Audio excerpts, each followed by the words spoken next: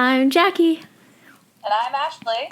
And welcome to Red Rum and Rosé, quarantine style. It's been so long. It's a weird time nowadays. I haven't actually been to your house and I don't even know how long. Shit. Yep, we're sheltering in place and bringing you some lighthearted, fun material to listen to while you're stuck at home. Yeah, this is actually a very interesting case that I've heard of a long time ago, and it just stuck with me for so long because of just how crazy it is.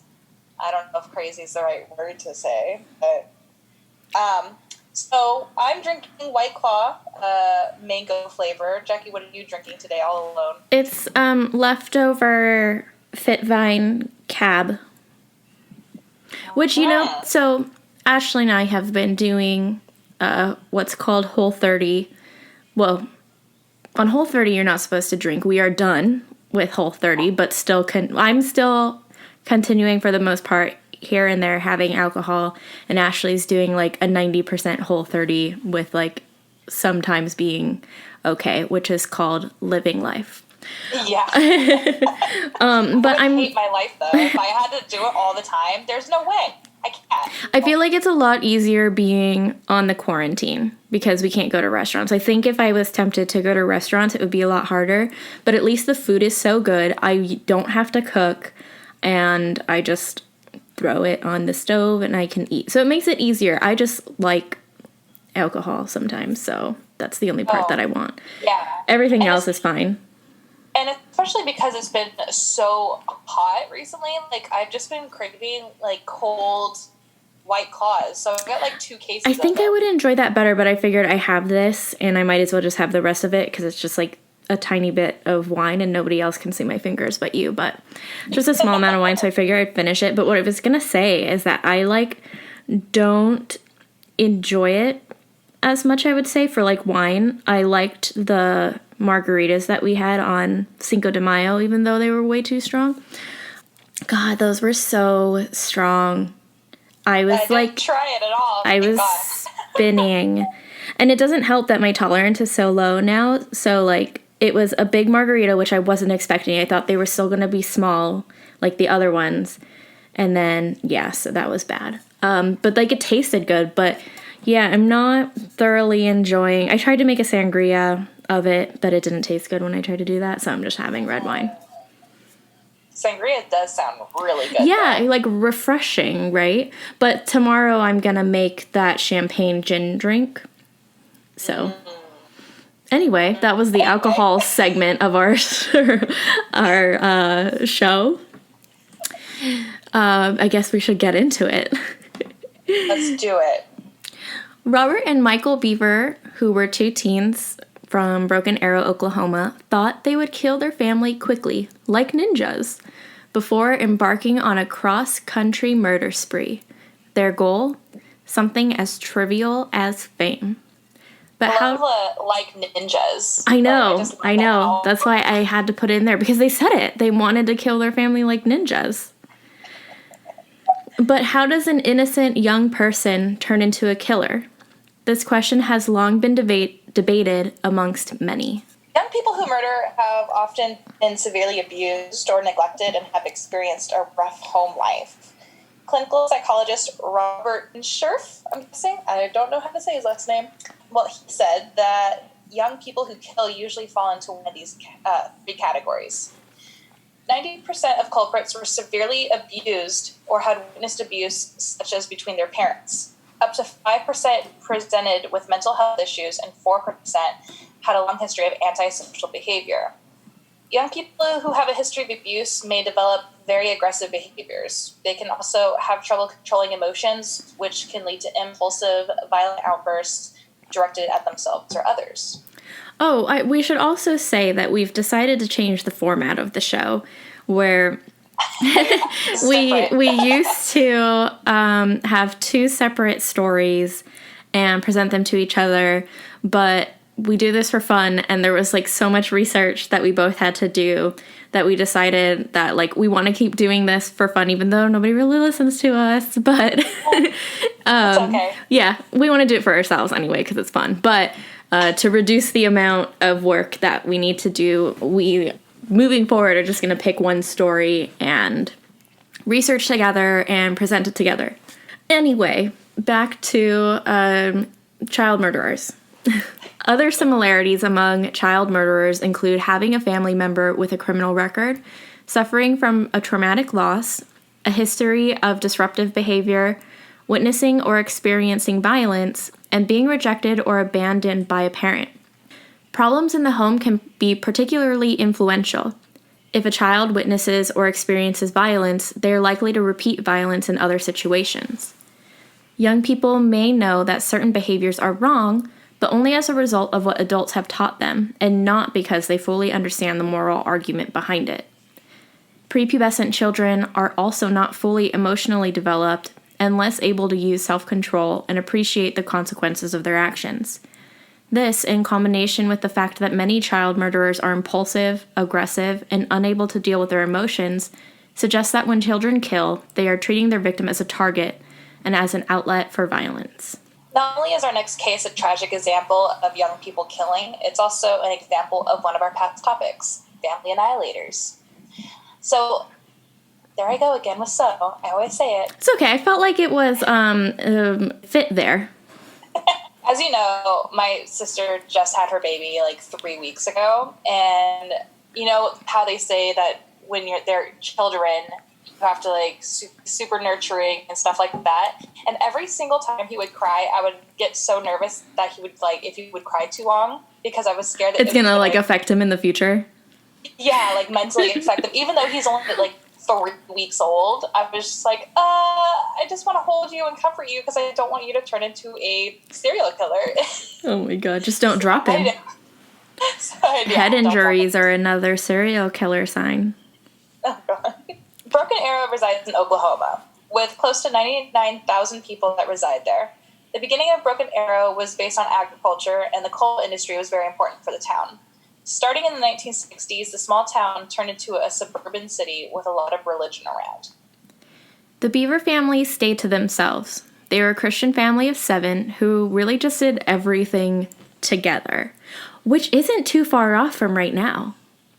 Oh, I know. Like, how many people are going to want to start killing their family members? I mean, I'm living with my mom and stepdad right now, and I mean, I was already beforehand, but now I'm like really stuck. Yeah. And sometimes I just want to pull my hair out. And, you know, we're watching The Circle right now on Netflix for anybody who hasn't seen it. And everything that they're doing on there, every time they like show them just like laying on the couch or something, I'm like, well, that's what we're all doing right now. So nothing's too far off. I know. It's such a crazy time right now. The entire family had been homeschooled by the parents, so they probably would have been prepared for this, but and the children weren't allowed to mingle with other kids in the neighborhood, so the children turned to the internet for entertainment. I don't know why they weren't allowed to like mingle with other children. Like, I mean, you know, they didn't really say a why in like the documentary that we watched or any of the research that I looked at. It was probably just kind of like the family values type of thing. Didn't want them with strangers. Yeah, because it's like 7 children, man. Like, that's a lot of kids to have in your house. Like, let them go out and play and be social. Yeah, but they had the internet. That's all you need. Which is great. So people didn't see them much, which was weird for that community because it was one of those where you usually hang out with your neighbors. And I've always kind of wanted to experience like small town life, just where like you run to the store and you're like, oh, hey, Glenda, how's your dog doing? Glenda. I couldn't think of a name. Yeah, you know, I've always pictured myself, I mean, I am moving to kind of a smaller area, but it's still not that small. No. But like, I've always seen myself living kind of in a smaller town. I'm not too big on city life, and I feel like it's very appealing, but also at the same time, I don't want everyone up in my business. Yeah, like so it's like you need, I think that's why like Roseville, Sac is like a good area because it's a bit more spread out, but then the city's like literally right there. That's why I like Los Gatos too, because it's like everybody maybe in your small neighborhood, like you guys know each other and might go walking with each other, but then downtown Los Gatos is right there and not everybody knows your business.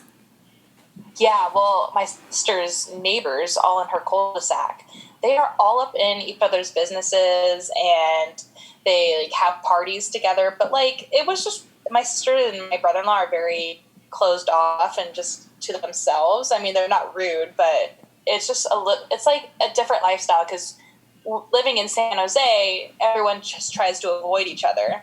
Whereas over there, everyone's just like trying to party and get into your business. It's just crazy. The Beaver parents were concerned about keeping their kids from the outside, but the outside definitely came in from the internet without much oversight. There were TVs, phones, computers, basically everything you could ask for to look at whatever you wanted. Robert, who was 18 at the time, was Michael's, who was 16 at the time, only friend, his whole world. They often stayed up late at night talking, and when they found out that they were both interested in murder, they began to formulate a plan. Now, Jackie, I mean, you're my best friend, and we love talking about murder, so should we start formulating some plans? I don't know. Cannot comment on something that's going to go live to the public. So you've said it, and if you end up being a suspect in a murder, this will be there for the prosecutor to find. FYI, I am just kidding. I can't even kill a spider, mind you, a human being. But if they edit that part of the podcast out and just put the part in where you ask to put commit a murder, the FBI is gonna like arrest me, and I'm gonna be gone for the rest of my life. And I'm gonna be like, I always thought she was a bit weird. Michael and Robert were drawn towards school shootings and the fame that those kids received. They wanted their own Wikipedia page and wanted to be like their heroes, Jim Jones or James Holmes, for example. They watched a movie Rampage where the main characters stabbed and shot people who were not contributing to the world. So Robert's fascination grew and grew. He needed to be in those shoes and become the killer. Summer 2014, Robert had a job working in a religious call center. That's how he made enough money to buy body armor, full body, even face shields, and began planning. Their parents knew that the boys were buying body armor and knives. However, they were not concerned and nobody took it seriously. Their parents knew that the boys were buying body armor and knives. However, they were not concerned and nobody took it seriously. Not everyone who has a thought goes into a plan. Not everyone who has a plan goes into action, but some people do. I'm going to put bloopers at the end. Because that was hilarious. Felt like a director directing a movie. Line. Give me the line. God. But okay, can I just say right now that if I was a parent, I would not be letting my sons be buying body armor and knives. Like, that is just a huge red flag, and I'm so surprised that they weren't monitoring what they were looking up, on the internet, because the internet is a dark frickin' place, I don't know. Tidbits from Ashley. Ding, ding, ding. The killing of the Beaver family was not a spur-of-the-moment decision. Robert planned to kill his family since he was only 13 years old. They wanted to be feared. They wanted to kill 500 people, believing the act would make them like gods. They planned to cut their family down like ninjas, with swift and silent killing blows. Then they would dismember them and put them in the attic. They would grab the ammo that they were waiting for, along with weapons, and steal the family car so they could go on a mass shooting spree in as many locations as possible. They also planned to create 2 videos. One would show the gory aftermath of the killings, including the bodies, and the other would show only the crime scene without the bodies, which they would then post online. 2 months prior to the incident is when they really started talking about it. At the time, you could legally buy guns without a permit in Oklahoma, and I'm unsure on what the laws are now, which is why I said at this time, because I don't know if things have changed. Yeah, so another thing is I am watching Ozark, yes. there was a kid, I forgot his name, who is legally old enough to buy a gun and ammunition, and he's buying it for someone who's underage, and they just told him, oh, well, you can't really be buying for someone else, so just check this box right here, and then you'll be fine. And it was just like, whoa, you shouldn't be doing that at all, because you know they're buying it for someone else. It's kind of crazy. I mean, I know it's fiction, but it's kind of crazy to see how lenient some places are about. Well, yeah, I mean, we're used to our gun laws in California, but I mean, I remember when I went to Texas and somebody told me that you could just walk into the store and walk out and buy a gun, and I was like, what? Because in California, you can walk in and purchase the gun, but you have to wait 10 days to pick it up. Mm-hmm. So that was super interesting to me. The week before the murders, they were in the middle of buying ammo. They were waiting on almost 1,000 rounds to be shipped to the house. They were going to wait until the stuff showed up over the weekend, but realized that if it did, they would get in trouble. So they had to kill their family at night. Guns would be too loud, so knives had to be the weapon of choice. On the night of July 22nd, 2015, they took out the knives that they had been stashing and set out to try and kill the 5 other members of their household. A bloody reality set in when they tried to kill their first victim, 13-year-old Crystal. They had lured her into their bedroom that the 2 boys shared. They wanted her to look at something on their computer. Once Crystal was in the room, they slit her throat and began stabbing her. They thought Crystal was going to die quickly and quietly, but she fought for her life. After hearing the commotion, the boy's mother, April, who was 44 at the time, headed upstairs where she ran into Robert. He began to strike her 48 times with a knife in his hands. April had more wounds on her body than one investigator had ever seen. The boys had realized just how hard it was to kill a person. They had originally thought that they would just have to stab them once, not realizing the fight they were going to have with each family member. Somehow, Crystal was able to crawl out and try to protect her siblings. She had told her younger siblings to hide in the bathroom before she tried to escape the house. After killing April, the boys moved on, room by room. Their father, David, 52 at the time, took a while to hear the commotion because their house was pretty big. He was stabbed 28 times and suffered blunt force injuries all over his body. Michael later told police that Robert stabbed their dad with the biggest knife he had after trying to use a crossbow that had broken. Oh, gosh. Who has a crossbow in their house? Yeah. Just like random. And like, uses a crossbow. Yeah. I can't even imagine being Crystal or being the mom or dad and just having your not significant other, but like your brothers or your sons just attacking you and you don't know why. Like, I can't even imagine someone that you feel like you should be able to trust with your life and then it just kind of backfiring. It's crazy to me. Yep. Yeah. I was just thinking about it, plus I was taking a drink, so I didn't prepare any reply.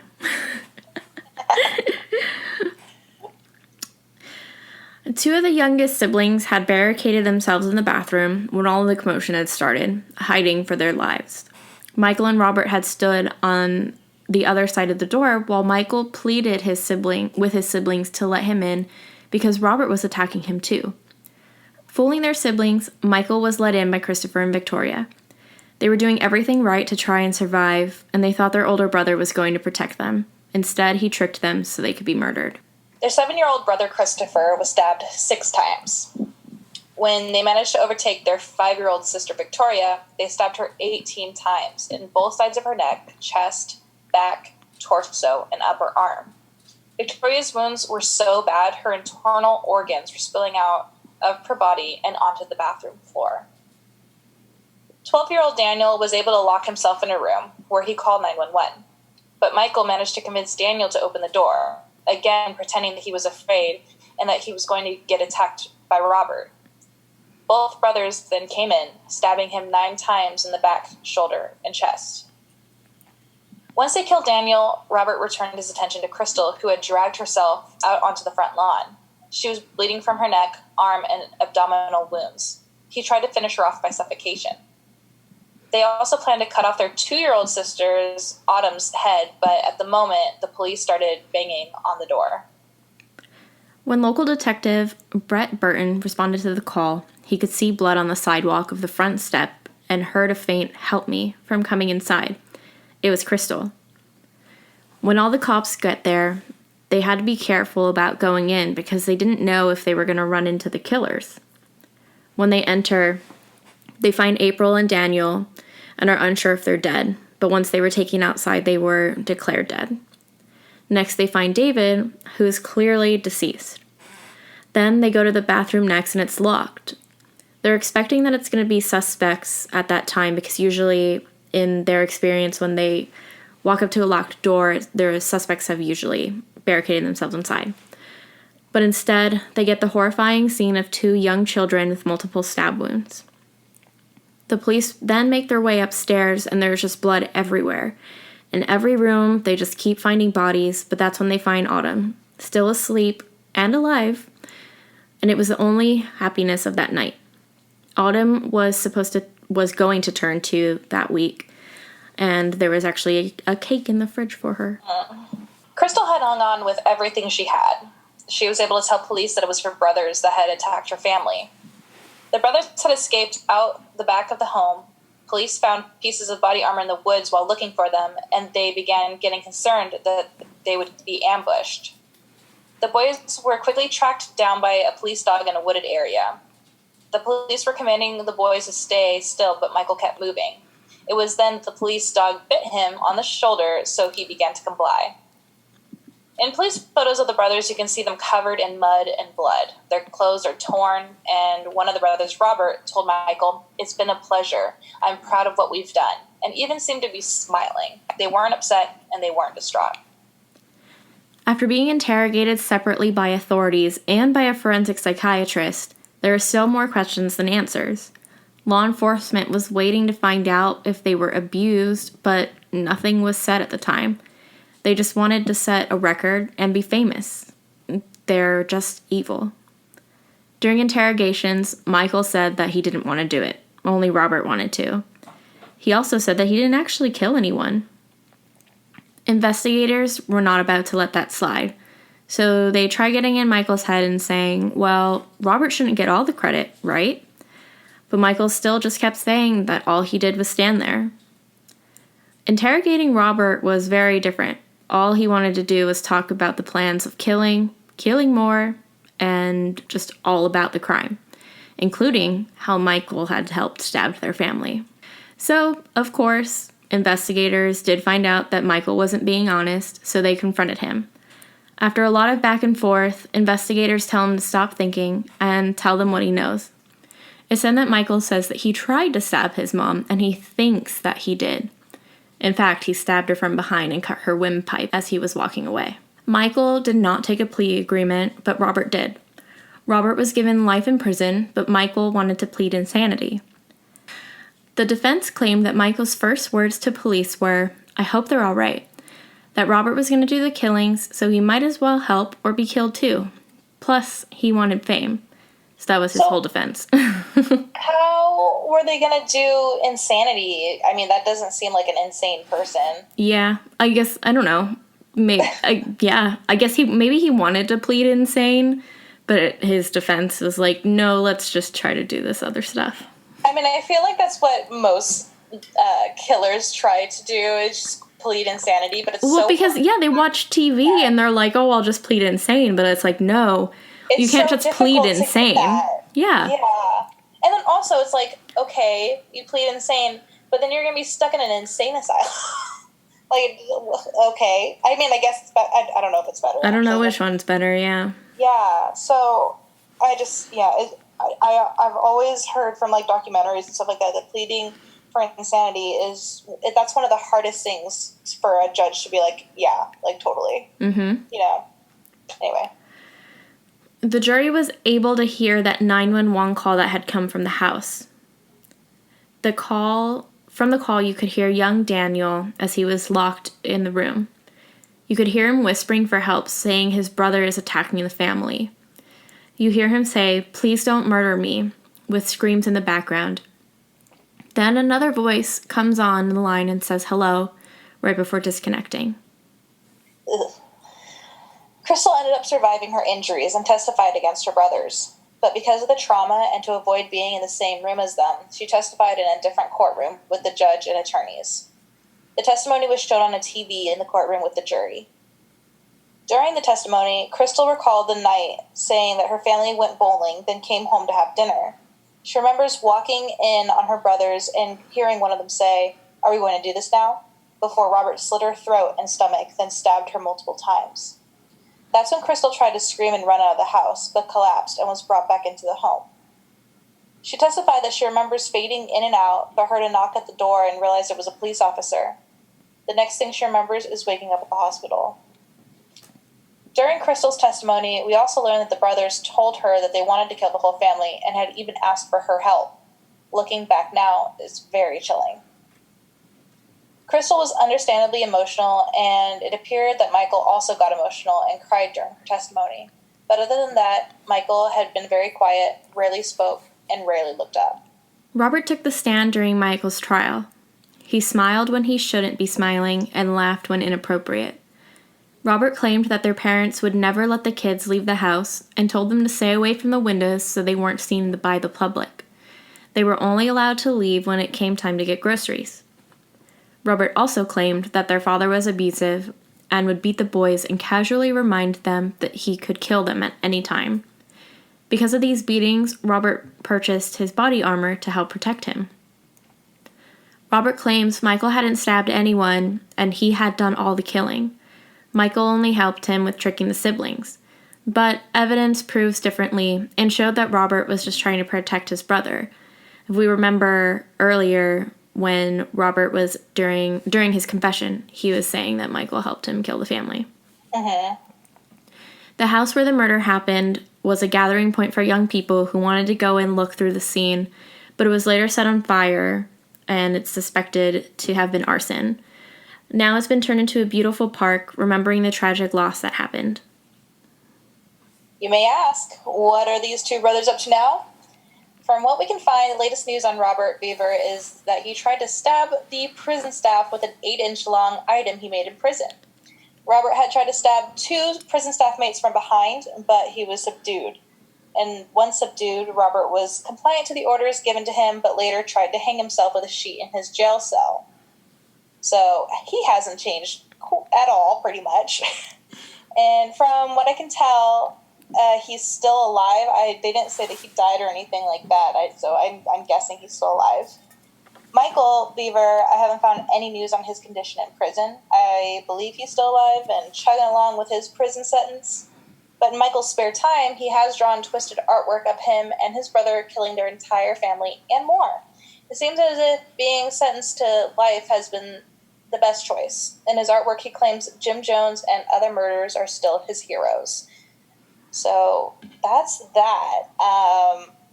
It's still just such a weird and creepy case to not investigate, but what's the word I'm looking for? Research.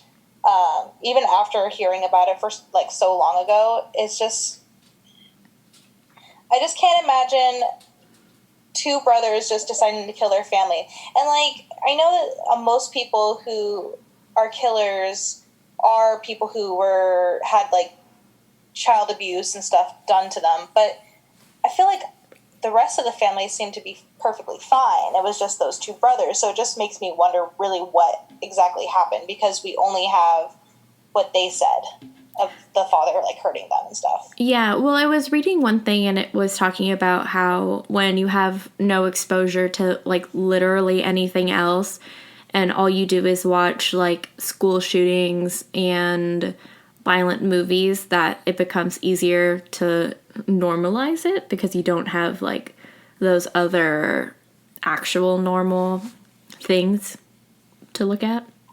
Yeah, so. I was always worried about my cousin because he never wanted to have a social life, and all he did was play video games constantly, and it made me so nervous that he was going to grow up and just be some freaking weirdo, like, killer or whatever. But I mean, I guess I was wrong because now he has a girlfriend and has a job and everything. So people can turn their lives around. They really can. Yeah, because, I mean, what was different about them is that they didn't have any other interactions other than, like, looking Their at this family. violent stuff and then their family, Yeah.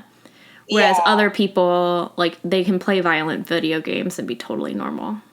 Yeah. I mean, I was just thinking during during research, it was just like, what if my sister just ended up trying to kill me and my mom or something, and then I survived, and then you have to testify against them? I've never seen a case where someone testified via television. Yeah. That's the first time I've ever heard of that, I think. Kind of crazy. Well, that was that. There's a Yeah. really good documentary, I think, on Oxygen about it. Yeah, there's an episode. Yeah. I watched it. Killer I watched actually Siblings. that whole season. Yeah, Killer We watched Siblings. it together. Well, no, I know, but I also watched all the other episodes. Oh, yeah. It's the whole series is actually pretty good. I like it. Our next episode is going to be a mini-er episode where we watch a new documentary about a case. Oh, how convenient. It was about the family annihilators, the Hart family. They're doing a documentary on it, so we're going to watch it and take notes and react and then hop on the podcast. Heck yeah! So stay tuned. It's gonna be fun. It's gonna be crazy. It's gonna be wild. Okay. Ashley's gonna overpromise and underdeliver, but that's fine. Goodbye. Everyone who has a thought goes into a plan. Whoa. Do you want to start from their parents? Not everyone who has a thought goes into a plan. Why is that weird? Because there's supposed to be a pause. So not everyone who has a thought goes into a plan. Not everyone who has a plan goes into action, but some people do. Oh my god. Okay. Their parents. Ben opened the door, and I'm going to start getting pings on the laptop. So that was his